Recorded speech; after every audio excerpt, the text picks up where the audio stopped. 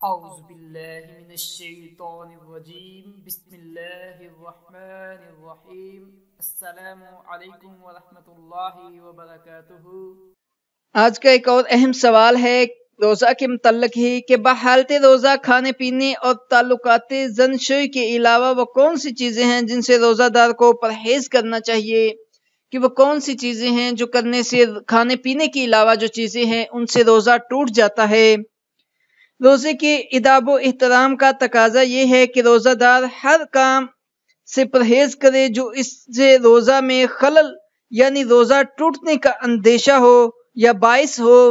ان میں بعض امور ایسے ہیں جو روزے کو باطل نہیں کرتے، البتہ انسان ان کے ارتکاب کے بعد اس کے ثواب سے ضرور محروم ہو جاتا ہے۔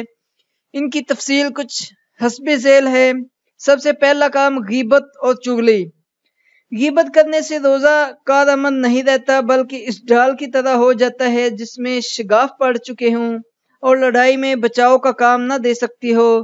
چنانچہ حدیث میں ہے روزہ ڈھال کا کام دیتا ہے جب تک اس میں غیبت کرنے سے شگاف نہ ہو۔ یہ دوسرا کام ہے فحش و گوئی، بد کلامی۔ روزے دار کے لیے بد کلامی سے اجتناب کرنا ضروری ہے، کوئی ایسا کرنے سے روزہ دار اس کے ثواب سے محروم ہو جاتا ہے۔ چنانچہ حدیث میں ہے، صحیح ابن حبان کی حدیث ہے، روزہ ڈال ہے اس لیے روزہ دار کو چاہیے کہ وہ فحش گوئی اور جہالت و نادانی سے اجتناب کرے۔ تیسرا کام گالی گلوچ اور سب و شتم ہے، یعنی روزے دار کو اس حد تک احتیاط کرنی چاہیے کہ اگر اسے کوئی گالی دیتا ہے تو اسے جوابی کارروائی کی اجازت نہیں ہے۔ حدیث میں ہے کہ اگر کوئی روزے دار کو گالی دے کر جہالت کا ثبوت دیتا ہے تو اسے چاہیے کہ خاموش رہے، اسے گالی نہ دے۔ کتاب الصوم صحیح بخاری میں یہ حدیث موجود ہے، بلکہ ایک اور حدیث صحیح بخاری کتاب الصوم میں موجود ہے، بلکہ بعض روایات میں ہے کہ گالی دینے والے کو شائستگی سے جواب دے کہ بھائی میں روزے کی حالت سے ہوں۔ چوتھا کام فضول کام اور جھوٹی کلام نہیں کرنا۔ روزے دار کو جھوٹی باتوں اور فضول کاموں سے بھی بچنا چاہیے، ان کے ارتکاب پر بھی سنگین روزہ ٹوٹنے کا باعث ہے۔ چنانچہ حدیث میں ہے کہ جو انسان روزے کے باوجود کذاب بیانی یعنی جھوٹ بولنا، جھوٹی باتوں اور غلط کاموں سے باز نہیں آتا، اللہ تعالیٰ کو اس کے روزے کی کوئی ضرورت نہیں، وہ خواہ مخواہ بھوک اور پیاس برداشت کرتا ہے۔ پانچواں کام بیوی سے بوس و کنار کرنا۔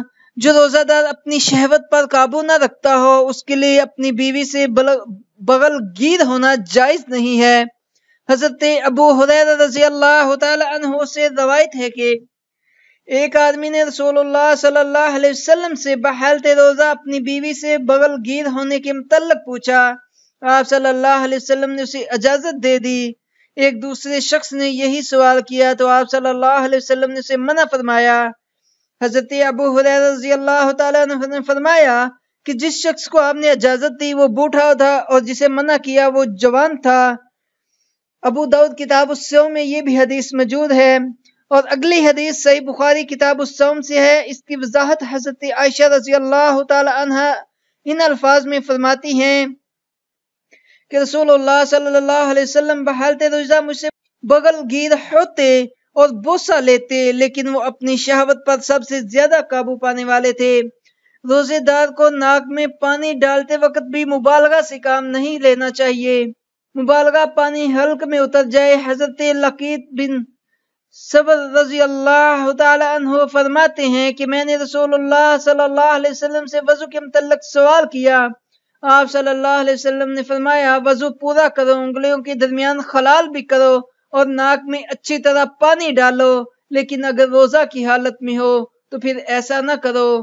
اللہ تعالی ہم سب کو دین کے حکام سمجھنے اور ان پر عمل کرنے کی بھی توفیق عطا فرمائے۔ جزاک اللہ۔